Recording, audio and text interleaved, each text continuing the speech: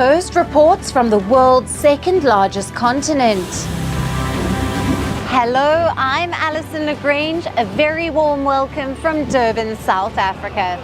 We get you the news and the newsmakers from Africa. From elections to climate change to innovations and opportunities. As the world's attention shifts, we report from Africa, the heart of the global south. Join me every weekday live on Firstpost.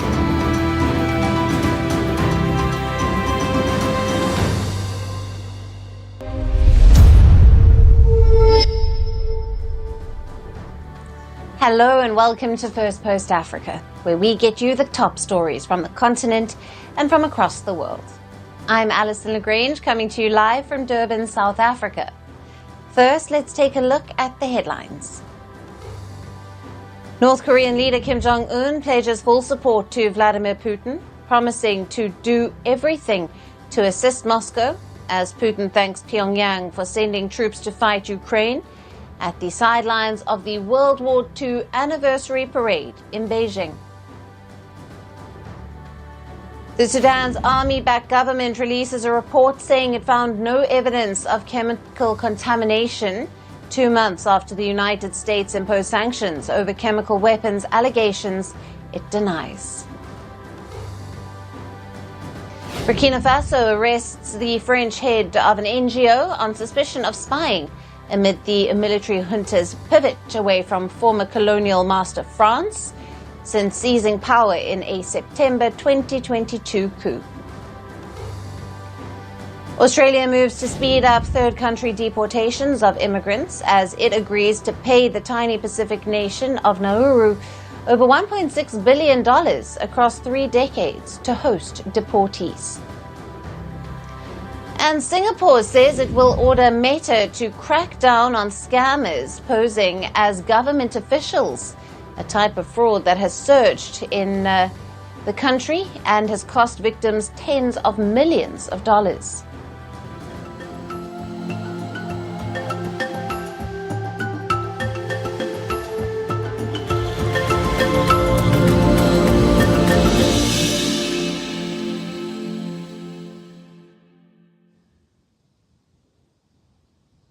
Hello and welcome. Let's start with East Africa, where 2 neighboring nations are teaming up to counter the impact of Trump tariffs. That's Kenya and Uganda. Kenya faces a 10% tariff, and Uganda faces a slightly higher rate of 15%. The tariffs have gone into effect, but instead of retaliating, slamming, or condemning on the outside, the 2 neighbors have decided to look inwards and to boost trade ties to counter the tariff effect. Kenya and Uganda have agreed to eliminate all existing tariff and non-tariff barriers, hindering bilateral trade. They have also agreed to align all trade-related commitments with the East African Community Treaty and protocols. Now, the 2 countries have pledged to clear congestion of trucks at key cross-border points, including the Malaba, Busia, Suam and the Lukawakwa, and this to ensure the smooth flow of goods, services and people. And next on the list is removing discriminatory excise duties, levies and other charges of equivalent effect. Another big step is reclassifying the items originating in Kenya and Uganda as transfers rather than imports. Now, this move eliminates tariffs and lowers the cost of doing business. The 2 sides also agreed to complete the construction of the Kenyan side of the Suam one-stop border post, to upgrade road infrastructure and to acquire a scanner for the Kenyan side of the Lukwaka border point. Now, Kenya and Uganda also agreed to set up a joint technical committee to track progress and to settle trade-related issues. Now, back in July, the leaders of the 2 countries had directed their trade ministers to urgently resolve the existing trade barriers, and it has now resulted in this major bilateral agreement. Uganda is already Kenya's single largest commercial partner and the most frequent user of the Mombasa port. While the two East African neighbors have teamed up to deal with the US tariffs, individually they are leaving no stone unturned to please the US president. Now, this also to escape his wrath. The Ruto government has signed a pricey lobbying deal to appease Trump, and Kenya's major non-NATO ally status is already under US scrutiny. Uganda, on the other hand, has agreed to accept migrants deported from the US, despite global backlash and controversy around it. As tough times call for tough measures, Kenya and Uganda have taken a different track to minimize the effect of Trump tariffs. The two East African neighbors are trying to counter external pressure by boosting bilateral bonding. Now it remains to be seen if this move will produce the desired result. And for more on this, we have with us Dr. Reginald Kadzutu, a lecturer at Oxford Brookes University, joining us live from Oxford, UK. Welcome to Firstpost Africa. Thank you. Now, what immediate risks do the Trump tariffs pose for African economies? And could they accelerate a push for stronger intra-African trade under frameworks like the AfCFTA? If you were to look at the tariffs to the continent, specifically Kenya and Uganda, and rightly mentioned 10% and 15%, most of the trade that happens between the US and especially Kenya is normally under the AGOA framework, where most of their textiles and apparels go through duty-free. And this is coming up for renewal in September. So the main risk is that if AGOA does not is not renewed by Trump in September 2025, then these tariffs now will have a real impact on countries like Kenya and Uganda. And the impact comes in that they are not the sole providers of the goods that they trade in to the US for. So that means all of a sudden your goods are 10% higher.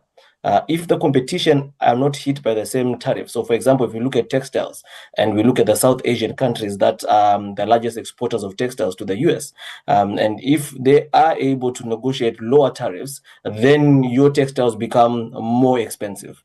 So the immediate risk for them, I think all the lobbying that needs to be done is to actually make sure that AGOA continues post-September 2025. Then the major exports to the US, like textiles, macadamia nuts and stuff like that, will continue duty-free, and that the tariffs will not affect them.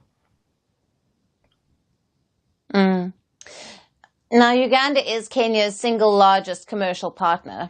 How significant is this deepening partnership in insulating the two countries from the global trade shocks? And could it set an example for other African neighbors? Not that much. Reclassifying from transfers to imports or imports to transfers all depends on policy at that point in time. So for example, if not a year or two ago, Ugandan milk to Kenya was reclassified from a transfer to import. That means Kenyan government started earning revenue on that. So there's a lot of protectionism that comes, especially in the East African community, when one feels like the other is getting an advantage in a product which they also produce. So we shouldn't read much into the reclassification. It's mostly on revenue surplus side of issues. Will Uganda or Kenya in this case cover the gap that if they decide they're not going to export to the US or the US market is impacted, can Uganda cover that gap for Kenya? The answer to that is no. Differentials in income per capita, differentials in taste, differentials in products that are exported to the two different countries. So for example, one of the largest Kenya's export to the US is vaccines and blood and cultures, which I don't think Uganda will be wanting to import that much of vaccines, blood and cultures, close to $174 million. So I don't think this will help them for that, but it is a good thing if they start reducing tariffs on inter-regional trade or the non-tariff barriers as one of the key things that actually affect inter-Africa trade. Apart from infrastructure and all, non-tariff barriers are actually the largest impediment to inter-regional Africa trade. Yeah. Right, Dr. We'll leave it there. Thank you very much for being with us on First Post Africa. Thank you. And moving on now, it's not just the impact of Trump tariffs, but Trump's crackdown on immigration that is having global consequences. International students, especially from Africa, have been caught in the crossfire. African students pursuing higher education abroad are now under increasing scrutiny as Western nations tighten immigration rules. The UK and the US are leading this pressure, warning students that they must adhere to strict rules or risk losing legal status. African students who have increasingly been choosing universities overseas now face major challenges. Starting with the US, during Donald Trump's second term, the US has introduced and proposed stringent new rules. Stern warnings have been issued on visa misuse, overstaying, and fraud, including threats of deportation and permanent bans.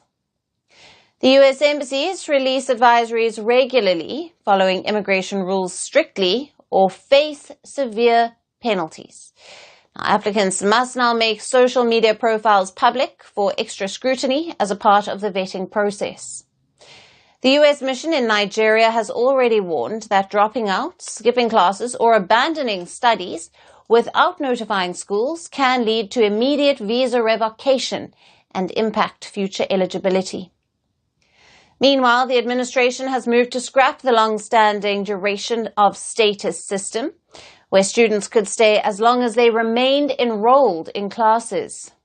Instead, visas will now be issued for fixed terms, usually capped at 4 years. Once that period ends, students must apply for an extension to continue their studies, even if their degree program is still ongoing. Then the United Kingdom. The UK Home Office has launched a new campaign reaching out to tens of thousands of foreign students via text and email, warning overstayers of removal. Now, this follows an alarming rise in overstay cases, with some students even applying for asylum after arrival. London has also trimmed post-study work rights, cutting the stay period from 2 years to 18 months for graduates. Other sweeping reforms include doubling the residency requirement for citizenship, raising English and skill thresholds, and tightening immigration routes, including study. Australia and Canada have also toughened their rules and included higher English language requirements, mandatory genuine student tests, more scrutiny for misconduct, visitor visas with no further stay conditions, and caps on study permits. Now, these pressures come as African student mobility continues to rise. Sub-Saharan Africa remains the fastest growing region for international study. In the US, Nigerian students lead all African nationalities with a 13.5% year-on-year rise. Other top African sources include Ghana, Kenya, Ethiopia, and South Africa. In the UK, Nigerian students again top the charts, followed by South Africa, Kenya, Ghana, and Uganda, as per some reports. While governments cite concerns over compliance and visa misuse, critics warn that such measures disproportionately affect students from Africa. For many African students, the dream of a foreign degree now comes with new uncertainty. It's a delicate balance between pursuing education abroad and navigating a landscape that is becoming tougher each year.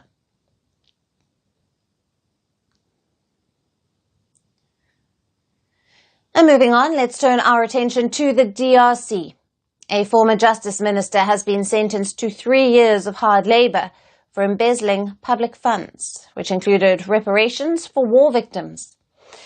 Now, his name is Constant Mutamba. He served as the justice minister in the 2024 and 2025 under President Felix Tshisekedi. Mutamba resigned on June the 18th over allegations of embezzling nearly $20 million for a prison construction in the northern city of Kisangani, and now the court has found him guilty of it. The Court of Cassation, sitting in chambers, ruling in criminal matters at first and last instance, having heard the public prosecutor, found that the offense of misappropriation of public funds charged to the defendant Constant Mutamba Tungunga had been established and sentenced him to 3 years hard labor. The court has also barred Mutamba from standing for election for 5 years after serving his sentence. Disqualification from voting and standing for election for 5 years after the sentence has been served, disqualification from holding public or parastatal office at any level, and disqualification from parole or rehabilitation. The court has also ordered Mutamba to return the lost millions. Earlier, the prosecutors had said that those millions had come from a fund for Congolese victims of fighting between the Rwandan and Ugandan armies in the year 2000 during the Second Congo War. The former justice minister had been barred from leaving Kinshasa since June, and his supporters have been protesting against his arrest. Now, on the eve of his hearing, Mutamba was put under house arrest, and even on the day of the hearing, the army and police were out in force around the court to prevent unrest among his supporters. Mutamba has been denying the allegations against him, calling himself a victim of political plot. In his resignation letter, he claimed that he had never taken a single dollar from the treasury. Mutamba claims that he is being targeted because of his crusade to root out corruption from the country. Earlier this year, Mutamba also backed the launch of legal proceedings against former President Joseph Kabila over his alleged links to the M23. While in office, Mutamba had proposed putting corrupt politicians to death, and now the irony is he himself has been found guilty of it. Cases of embezzlement of public funds are frequent in the DRC. As per Transparency's International 2024 Perceptions Index, the African nation is among the most corrupt countries in the world. For a country grappling with years of fighting and with no proper ceasefire in sight, deep-seated issues such as corruption further dim hopes for a better future. And for our last story, it is about a new report that exposes a shadow alliance, one that has turned West Africa into a major cocaine hub for Europe. West Africa's busy ports and Balkan criminal networks may seem unconnected, but behind shipments of legitimate exports like cocoa, authorities are finding something else: hidden loads of cocaine. Now, since 2019, gangs from the Western Balkans have turned West Africa into a major transit hub, moving drugs from Brazil to Europe's booming markets. This is according to a report by the Global Initiative Against Transnational Organized Crime. It says after South American routes came under heavy police pressure, these groups shifted operations to West Africa, setting up networks to store, repackage and ship the drugs into European ports. The route starts in Brazil, moves through West Africa and ends in Europe. Driving the trade are criminal groups from Serbia, Croatia, Montenegro and Albania. And they have built infrastructure in Senegal, Sierra Leone, Gambia, Guinea-Bissau and Cape Verde. They use multiple methods, from containerized shipments to drugs hidden in ship hulls to ship-to-ship transfers in the Gulf of Guinea. It's not just the kingpins who are linked to these operations. There are low-profile brokers involved as well. One example is a Croatian-Bosnian national, Mario Krezic, now believed to have coordinated major shipments from Freetown, Sierra Leone. Brokers like him link South American suppliers to West African intermediaries and European buyers. The report warns that these networks are growing more independent and their footprint could bring heightened corruption and violence. It could even turn West Africa into a direct cocaine marketplace, not just a transit zone. Local networks are already pushing drugs into the streets and clubs, feeding a new wave of regional consumption. One reason West Africa is so attractive to traffickers is its ports. Unlike Europe or South America, where cargo checks are routine, here less than 2% of port containers are inspected. Combined with poor infrastructure, weak law enforcement, and underfunded authorities, this creates the perfect system to move tons of cocaine with little risk. The study, partly sponsored by the UK government, calls for stronger cross-continental cooperation between police, port authorities and customs. It says targeting brokers and not just drug seizures will be crucial. Researchers warn these Balkan groups are among the most sophisticated and violent in the world. Their growing presence in West Africa now raises serious questions about regional stability and security. And that's it on the show for today. We will see you again tomorrow at the same time. Thank you for watching and goodbye.